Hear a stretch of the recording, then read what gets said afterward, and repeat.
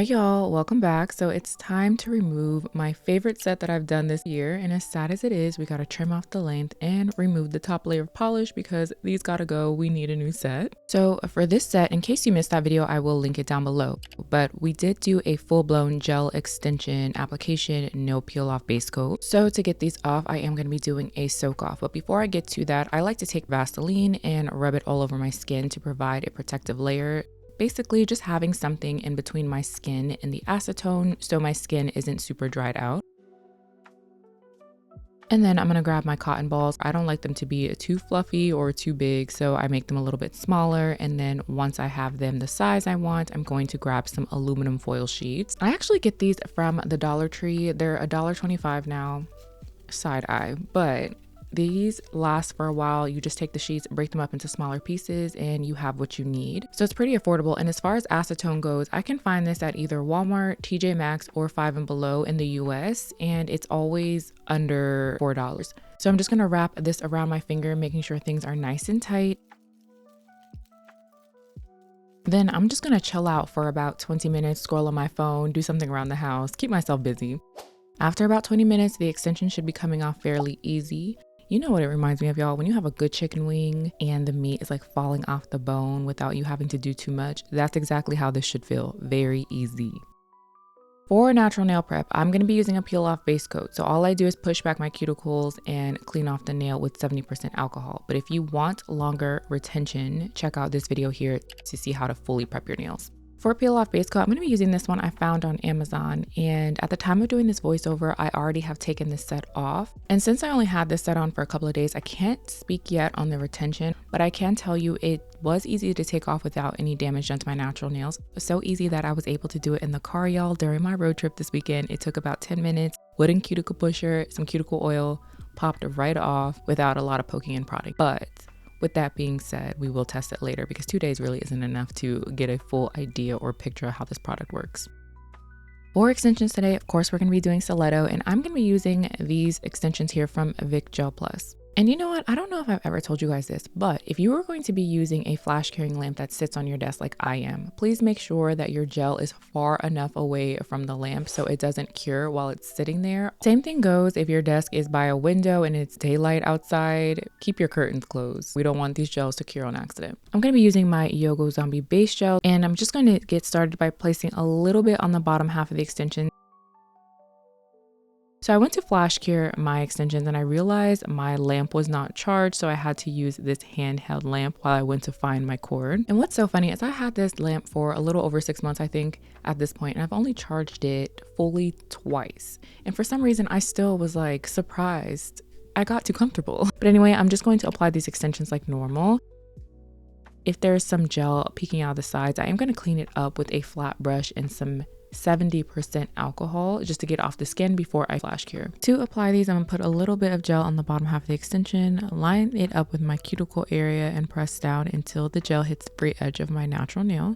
Then I'm going to flash cure. You will notice that I did not etch the bottom half of these extensions, and this is because I wanted them to come off easy with my peel off base coat, and I knew I wasn't going to keep this set on for a long time. However, if you want your extensions to last longer, I would recommend that you etch the bottom half of your extensions.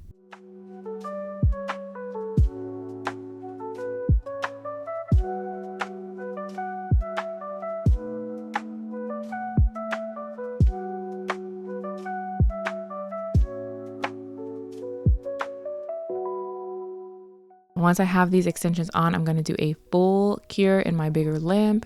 And then I'm going to prep the extensions and get them ready for polish by taking my e-file again, but this time I will be using a mini sanding band. And by the time you're done with this step, the extension should be matte. There should be no shiny areas left because we want the polish that we're going to be applying in the next steps to have something to grip onto so it doesn't chip off. And since I already have my e-file out, I am going to go around my cuticle area and seal them with the mini sanding band as well. Just remember when you're using your e-file to not press down super hard because you don't want it to file through the extensions, especially some gel extensions are kind of thin so they look natural and you don't want to overfile them.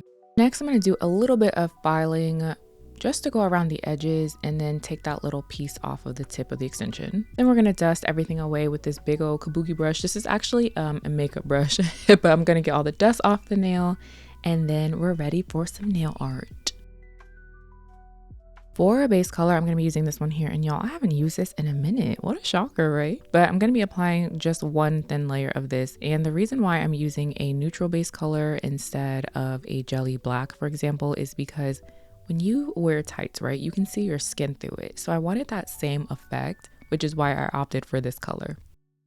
So next I'm going to be taking some nail art foil glue. This one here is from Macart, and you don't need too much of it because it isn't super thick. It's actually quite thin and a little runny. So the smallest amount is all you need. I was able to dip my brush into the container once and do all of my nails. So a little bit goes a long way here. Next, I'm taking some lace foils. I'm going to go in with the black. Maybe we'll use the white in another video. But to figure out how much I need to cut, I'm going to put the foil against my nail. If my nails were shorter, I would measure by the width. But as you can see, my nails are long. So if I measured by the width, the tip of the extension wouldn't have a design. So instead, I'm going to turn the foil on its side and measure by length.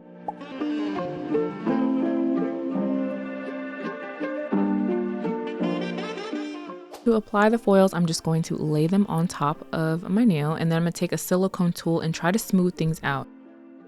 Now, what I have learned about these is not all foils are created equal. Some of them rip, ripple, bunch up, give you a hard time. And I don't know why in my mind they would all be the same, but they are definitely not. Also, when you're pulling your foils, make sure that you do it quite slowly. That way, if the design didn't fully transfer, you're able to see it before you snatch the entire foil off, giving yourself the opportunity to add additional pressure if needed.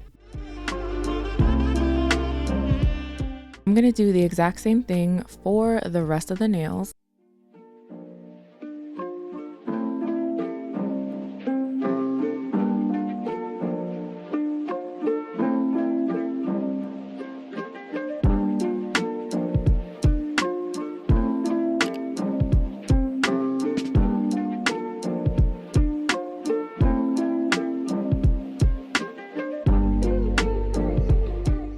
In the areas where the foil may have skipped or the design didn't fully transfer, I did go back in with some additional nail art foil glue, cure it, and then apply the foil for a second time.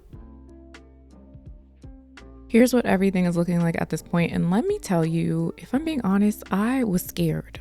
I was looking at these nails like, no, what did I do? It's a no for me, because it was giving real suspicious. But anyway, let's go ahead and keep going. So now I'm going to be taking a jelly black polish. This one here is from Gayoi. So this one isn't going to be as thick as a syrup gel. It is kind of thin. So when you're applying this, if you decide to use this brand, make sure you're doing very thin layers. But I'm going to cover up that lace design so it looks like the lace is underneath the black. So next I'm going to go in with a matte top gel. This one also is from Gayoi, and I'm going to apply this all over the nail. Next, I'm going to take a black painting gel. This one here is from Saviland that you can also find on Amazon actually. And I'm going to take a thin liner brush and go around the nail so there's like a border. When doing line work, I really like to have a matte top gel laid down first, or you can buff the nail, whichever you feel like doing. It helps the brush glide seamlessly across the nail because it's not pulling or tugging against a sticky layer. And if I need to clean up my lines, I can do so easily with acetone.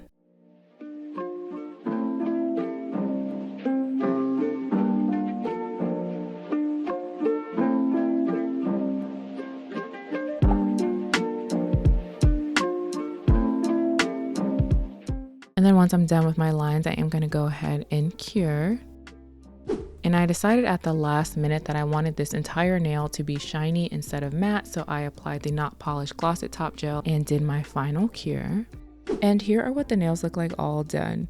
Y'all, I was really nervous about this one, super hesitant, but I am okay with how they turned out in the end. They're definitely different than what I typically like to do. You guys know I love neutrals, metallicness, but I'm kind of feeling this one. So let me know what you think in the comments down below. If you enjoyed this video, be sure to give it a thumbs up. If you're not subscribed, make sure you do so on your way out. But in the meantime, I will see you in the next video.